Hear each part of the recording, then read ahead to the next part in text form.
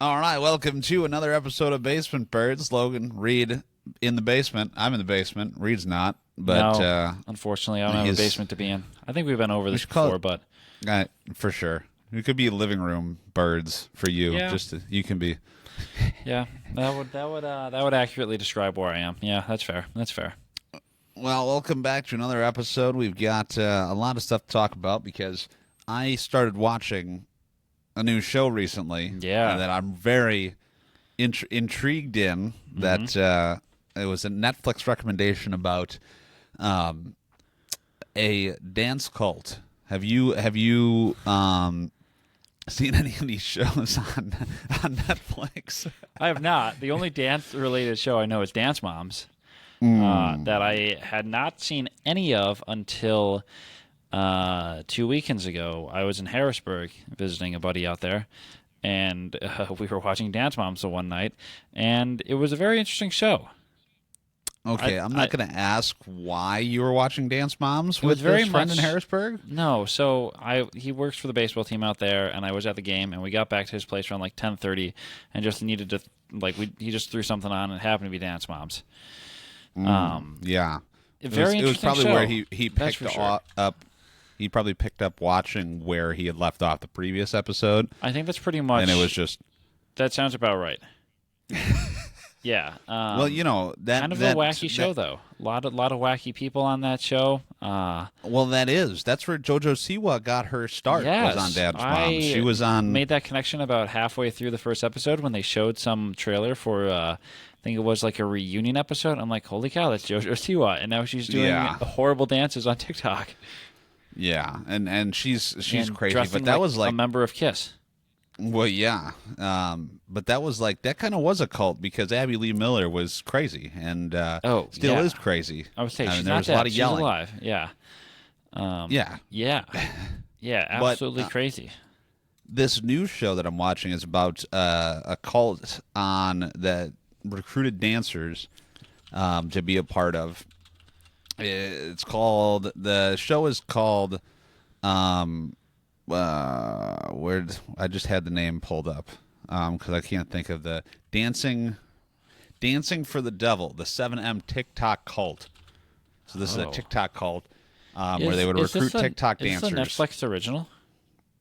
I believe it is. Yes. Okay, can we talk about how believe good it is. Netflix originals normally are?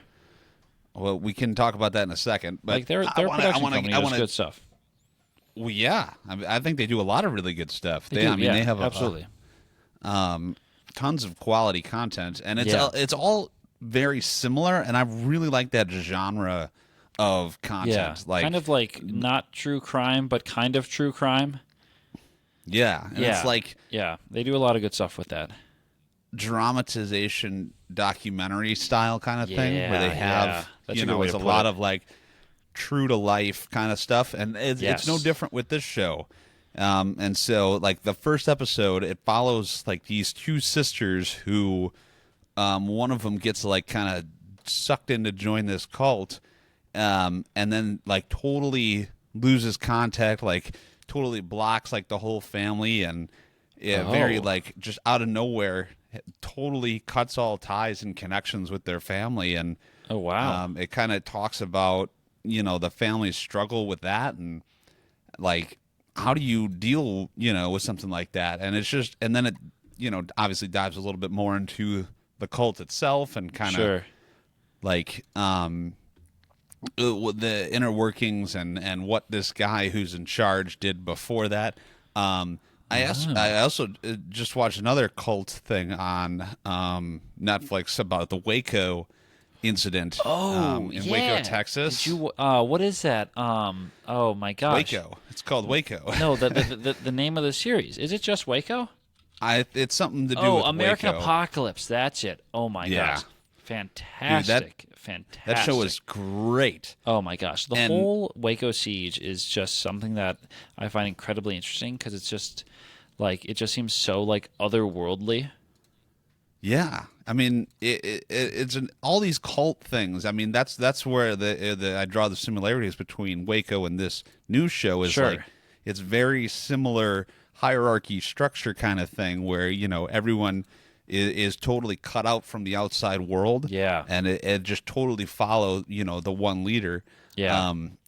But what I found most interesting about Waco, I don't know, like, did you watch the series? I did, yeah. Yeah. Oh, it's so good.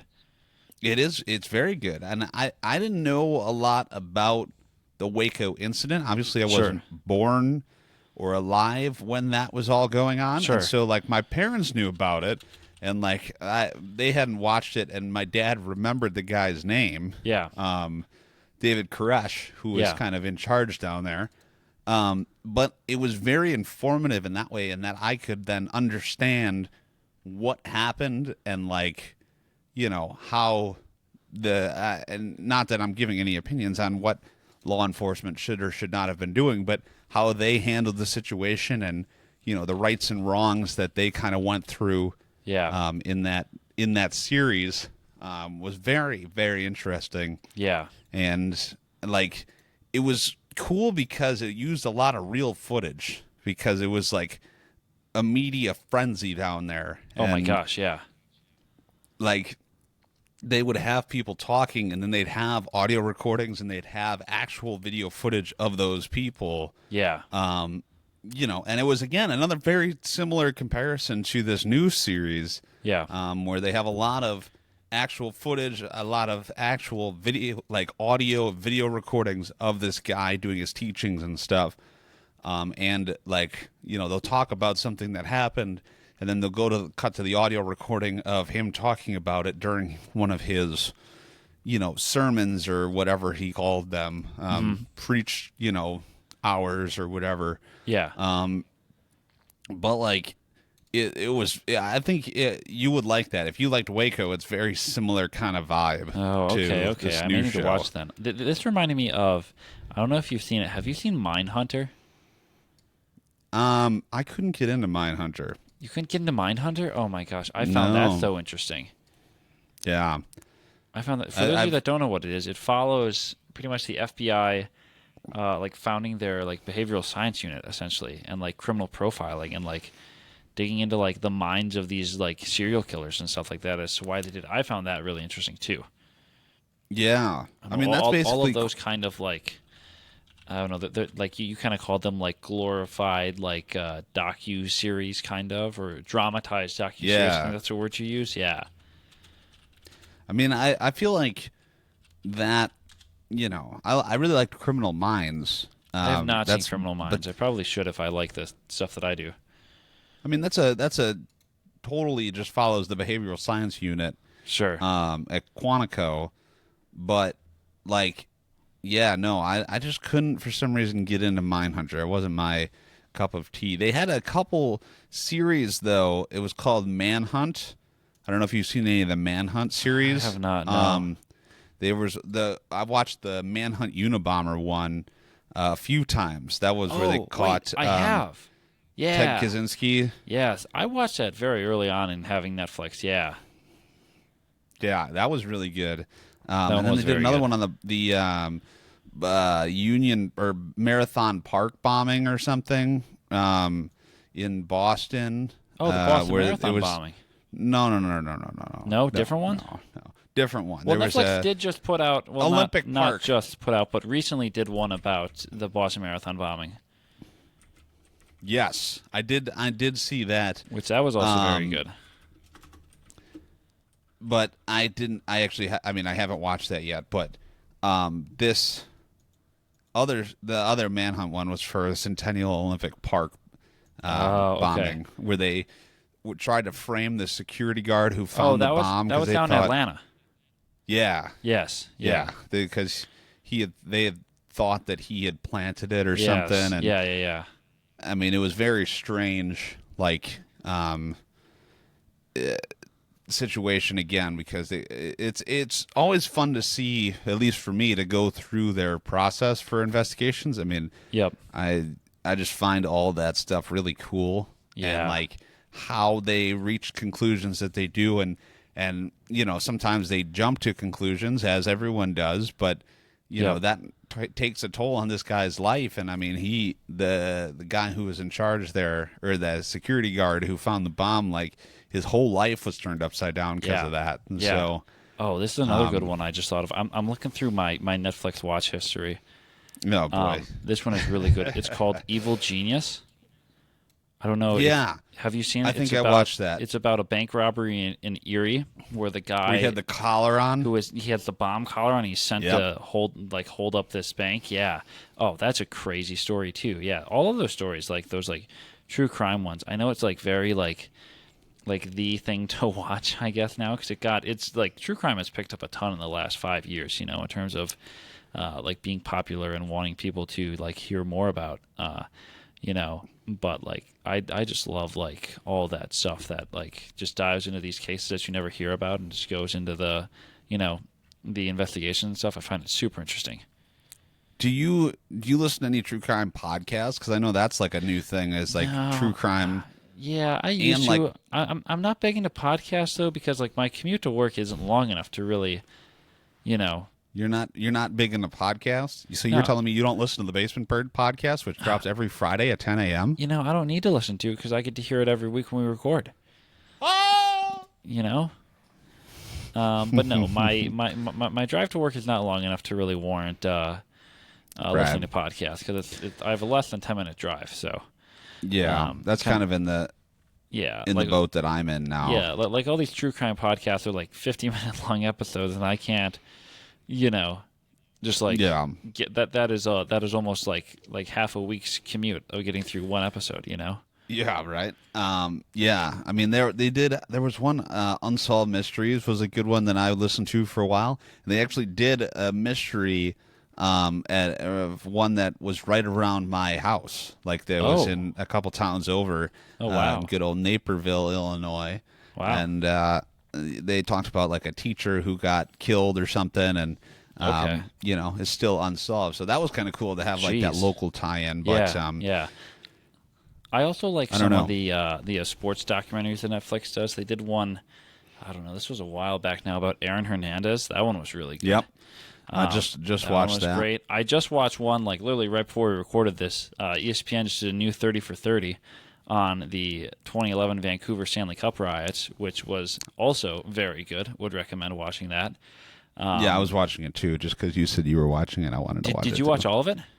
I watched most of it, yeah. What did you think of it? I thought it was really good. Yeah, I don't know. It was very like... It focused a lot on the aftermath, which I wasn't expecting. Like, it didn't focus a lot on the actual riot itself, but like... Yeah. I don't know. It very much focused... I don't know. Very more cyclical. Yeah. I mean, like the whole situation was very messed up, obviously, and like I did find interesting how they drew comparisons back to like the 94 when they lost in the final, because I didn't realize that there was a riot then too. You know. Yeah. But I guess that's just a thing that like Vancouver did. You know, so. Those Vancouver people are crazy. They love their hockey, man. I tell you what. But that was another good one. ESPN does good stuff for like their 30 for 30s and their E60s and stuff like that too, which is good. I think there's one on. I don't know right now that's about the New York Rangers when they won in '94. Yeah. I want the NHL Network to bring back NHL 36, where they'd follow around a player for 36 hours. That would be really like that. That would be there's cool. there's episodes on YouTube that you can watch of that. Sure. But yeah, no, the sports documentaries on ESPN and on Netflix. Like they did that Full Swing series about. Oh, I love that. Yeah, the golf, that was good too. And then they just happened to be filming when the whole live golf thing started. Yes. And yeah, they've done that. They've done the Drive to Survive with F1. They do one for pro cycling with the Tour de France every year that they've started doing. Yeah, but nobody watches that one. They're starting to follow. I think they're starting to follow MLB teams too. Yeah. And I think that's new this year. They're filming for some series for Major League Baseball as well, so that should be a lot of fun. Yeah, and then I know HBO's doing one of their behind the something for the Chicago Bears training camp this year. They just came out and said that, so not that that's at all related, but it sort of is. That. Yeah, there's this new one too on Hulu. It's about Donald Sterling. Donald Sterling. I don't know who that is. He was the former owner of the Clippers, who was. Caught on recording saying some awfully racist remarks and eventually got banned from the NBA and forced to sell the team. And that's how Steve Ballmer, the guy from Microsoft, has now got ownership of the team through that. Yeah. Oh. Yeah, very interesting story. ESPN did like a 5-part podcast series about it that I listened on the way back from my internship back in 2019 because I had like a 6-hour drive, so I listened to this whole thing. You watched it while you were driving. That's illegal. I listened to it. I listened to the whole thing, but that was very interesting. That was like when Adam Silver, the current commissioner of the NBA, took over as commissioner. Like that happened like within his first 2 months of of like being commissioner, and like his first big act as commissioner was banning this guy for life. Which I'm like that, That's great. Get off to a great crazy. start there. Yeah, like that's like an insane way to, start your tenure as commissioner is banning an owner for life. Like wild, Yeah. But there was a show that I watched a couple years ago on Hulu that is called Behind the Mask, and this is a documentary that follows a couple different mascots. So, people who there was one fun. for UNLV was one of the mascots. They were the Pittsburgh Penguins AHL affiliate team. Okay. The Scranton Penguins, because they're still the Penguins, right? The Wilkes-Barre Scranton Penguins. Yeah, they're still the Penguins. Yeah. And so there was those guys, and kind of went through their story and how they wanted to be professional mascots and stuff, and that was a really, really good one. And they talked about he was none of them were pro mascots yet, and they talked about the grind of being a non-pro professional mascot. Sure. Okay. And that was one that I really liked a couple years ago. Oh my gosh, one of the out. mascots was from Bango, from the Bucks. Yeah. So I guess maybe there was it was a pro high mascot. school Tux from the AHL, UNLV, and then another high school in Arizona, a freelance mascot guy, Tux again, and Lucille from the Giants. Yes. Yeah. Oh, I so need you to should watch watch this. that. That sounds really interesting. Yeah. I really liked it. It was a cool look, kind of peek behind the curtain a little bit of the world absolutely. of mascot. And I like the hockey ones because they, sure. do various hockey things. But it doesn't just focus on that's their whole life. They're they live. Their whole life is like a giant cartoon kind of thing. Yeah, and that's a good way to put it. Yeah. So. Yeah. This is just things you should watch on various streaming platforms today. But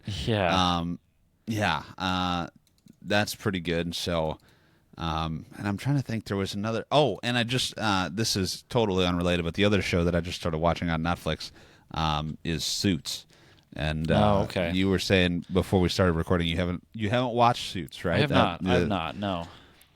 I feel like Suits is becoming the new Office on Netflix. You know how people The Office was the #1 show, and then The Office left Suits. Because NBC likes too much money. But no, I think Suits is going to be the next one where it's that's the big show that everybody watches. So it's like the show to watch. Yeah, it's very good. I do have to admit it's very good, and would highly recommend. Even though I know absolutely nothing about lawyers or anything. Yeah. And I every episode I go finish it feeling like you could win I think a I lawsuit. could defend myself here. Yeah, What? absolutely. Who wouldn't feel like that? Yeah. So, but I don't know. It's just it's more so I have no idea how accurate it is. It's one of those things where it's sure. You don't ask too many questions, but another quality show. On Netflix to watch. But yep. All right. Well, I think we can hop right into odd news now, if that's all right with you. Oh, that is great by me. All right. Well, I was looking for an odd news segment this week. Okay. And we're back to our old friend David Rush here. So those of you that are regular viewers of David Rush. You went after me a couple weeks back about always going after animal stories, and here you are going back to this guy. Well, okay. but this guy, this is quite possibly the silliest record I've ever seen in my entire life. Gosh, so, I can only imagine what this is. Serial record breaker. First of all, I feel like that is the greatest title, and that's how they begin all their news I segments. feel like serial just record has breaker, such like a David negative Rush. connotation to me, though, that like calling someone a serial record breaker makes it seem like he's doing stuff wrong. Like he broke the record of like killing the most people or something, and not just like, just like I don't know, like snapping enough rubber bands in a minute or something. Well, the serial record breaker David Rush earned his 173rd concurrently held Guinness World Record on Tuesday, or on my gosh. title, by, get this, using his nose to inflate 28 balloons in 3 minutes. So What first the of all, heck? who who comes up with this record? Yeah, how do you even think How about do you that? even come up with? I mean, first of all, like, it's such a strange time. Like, I'm gonna see how many balloons I could blow up with my nose in 3 minutes. Like, why not? Yeah, just that's a insane. minute. And so he did 28 balloons. That's 9 balloons, a little over 9 balloons a minute. Wow. So think about that. And I mean, I don't know what constitutes fully blown up balloon, but I mean, these Yeah, are, that's a good I mean, call. probably about the size of a basketball. Sure. I mean, that's a lot of, like, 9 balloons. That's less than 10 seconds a balloon. And so, I mean, Yeah. you have to have some heavy duty lungs to be doing that, first of all. And Yeah. your nose, like, your nostril hole has to be pretty big to be You're not moving that I much think we air could in just and call out. it a nostril, but yes. a nostril hole. Yeah, sure. We'll go with Sure, that. We'll yeah, go the with that. hole in your face. But he, 28 balloons, and he became a co-holder of the title. So there's another dude Oh, cold. Okay. who already holds the record of 28 balloons. Ashrita Furman. Okay. Ashrita Furman. He is. David Rush is attempting to surpass serial record breaker Silvio Saba's total of 180 currently held Guinness World Record titles. So this is this whole man's purpose. His whole existence is to just break records. To break I'd records. like to know how to get that job, because I feel like that. Yeah. I could do that. And I know we've talked about this before, but like, we should do We need to for our find next some live record to stream. break. Oh gosh. On our next live stream, we're gonna figure out what record we can attempt to break Oh and gosh. break it. That could be fun. That could be fun. That All could right. actually be fun. That could actually be fun. We'll put that down in the idea column. Put it up on the add that idea to the board idea for column, now. which I don't know if we have, but we should probably get. We should get one. Yeah, for sure. Yeah, to just stockpile ideas. Yeah, that's not a bad idea. Not a bad idea. All right. All right. So mine this week. I was about to say this year. That would be incorrect. This week. This year. Has to do with Well. books, and I was really hoping you'd have a title for silly title takedown, but you don't. So, everyone can get mad at I mean, Logan we could for talk that. about the one. We could talk about the previous one. No, that's with, okay. No, that's okay. We don't need to repeat Kathy Lee stuff. Gifford. The title of this is "Overdue Book Returned to Finnish Library After 84 Years." 8 what? Yep, 84 years. How? Okay. Yes, this is in Helsinki Central Library. Oodi. I definitely said that wrong. OODI. They brought in a Finnish translation of a historic novel that had been due back December 26th of 1939. The post said, "Always better late than never." Oh gosh. They talked to a Who said that? librarian, just the post that this library put out. A librarian did say, though, Oh. that there was no information as to why the book was 84 years overdue. But this librarian did offer a theory, and she said that usually these kind of loans returned decades after the due date are books that were found for people going through deceased relatives' belongings, which is kind of sad, but understandable. But then this librarian also pointed out a good point, is that the book was due back 1 month after the Soviet Union invaded Finland in November of 1939, and they said my. the return of the book may not have been the first thing on the borrower's mind when the due date approached, which I guess is not. totally valid.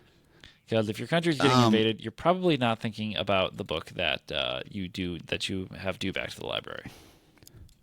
You're not wrong. I do have a question though. Yeah. Does it say anything about a late fee? I mean, that's got to be a couple $1,000 late fee, right? Yeah, I don't know. Or you think at that point you just excuse the late fee? I don't know how other countries handle late fees for books, because I know like even like stateside there have been like libraries that have gone to like 0 late fee policies and stuff. So I don't know. And how does that work, then? I don't know.